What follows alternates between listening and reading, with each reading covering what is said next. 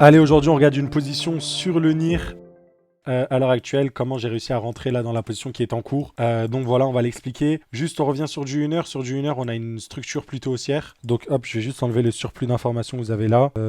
Voilà, hop, ce high là, on s'en fout, celui-là aussi. Donc voilà, pareil, on a des blocs, on réagit à la hausse. Bloc réagit à la hausse. Ce qu'on fait, c'est qu'on utilise la règle des 30.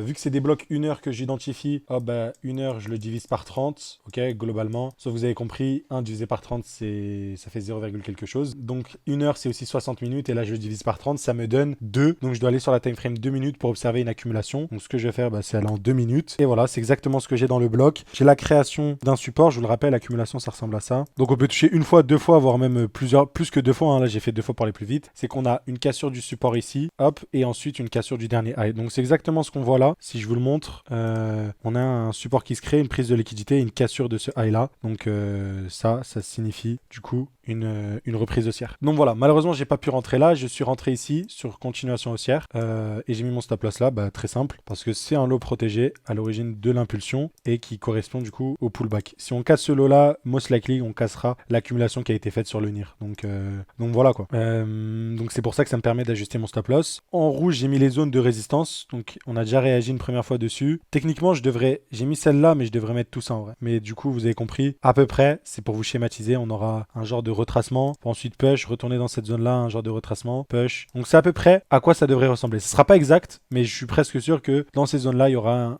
un genre de retracement qui va se mettre en place quoi, sur le NIR. Le but, en l'occurrence, du coup, vu qu'on a une tendance 1 heure sur le NIR, c'est de jouer la continuation des higher high et des higher low. Quoi. Du coup, c'est en faire un nouveau. Je dirais target final, pour moi, ce serait de prendre ce high juste là et combler le reste du gap. Ce serait à peu près ce qui sera envisageable pour moi sur le NIR, mais bien sûr, il y aura des profits partiels ici, sur ce high, sur celui-là, etc. Mais voilà. Donc malgré qu'on ait distribué, c'est exactement ce qu'on a eu ici, distribue, et on laisse des high, etc. On accumule, on repart, et voilà. Donc là, c'est pareil, distribué, on laisse des high, tout ça, et l'impression qu'on a un reversal qui s'est mis en place, tout simplement, sur notre ami NIR. Ok. Si on continue bien sûr dans la logique sur le NIR, pour moi le fait de casser ce high là sera aussi un très gros signal haussier sur la plus grosse unité de temps.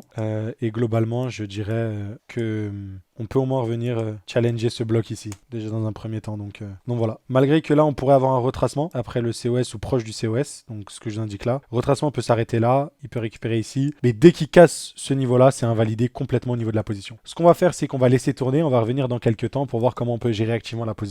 Mais voilà, on est vraiment sur un setup classique de continuation haussière, comme ce que je vous avais proposé sur GMX la dernière fois. Au niveau du trade, c'est magnifique. Il y a un RR de 2 bientôt qui est validé, je crois. Ouais, RR de 2 qui a été validé. Donc on va s'arrêter là pour la position sur NIR. Ce qui est intéressant à noter, c'est que voilà, on a eu ces petites réactions, un peu, voilà, réactions avec des résistances. Donc celle-là, par exemple, on l'a traversée, mais voilà. En tout cas, j'ai eu le nez fin par rapport au COS juste ici. Hein. Je vous indiquais une accélération. Donc c'est exactement ce qu'on a eu. Et c'est du coup une position qui s'annonce rentable. Je préfère la couper vu qu'il est tard le soir à l'heure actuelle. Donc ouais, c'est plus pratique de juste couper et de passer à autre chose. Mais globalement, on peut laisser peut-être un runner, bien sûr, pour viser tous ces highs ici qui sont en train de s'accumuler globalement. Et la target finale qui serait potentiellement cette FVG sur le NIR.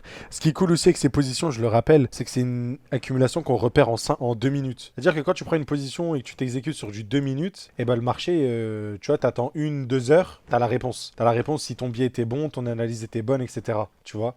Donc ça, c'est ultra pertinent pour ceux qui veulent s'améliorer, de juste aller sur des petites unités de temps et hop, de chercher ces setups là en fait, c'est aussi simple que ça. Souvent moi ce que je fais, je regarde à peu près la structure quand je viens devant ma charte et après je me mets juste en 2-3 minutes et j'essaie d'observer des patterns. Dès que je vois des accus, que c'est dans des blocs, etc. Voilà, au final celle-là je l'ai loupé en direct, mais j'ai pu, si vous voulez, rider le train, le train d'après. Donc ça c'est cool.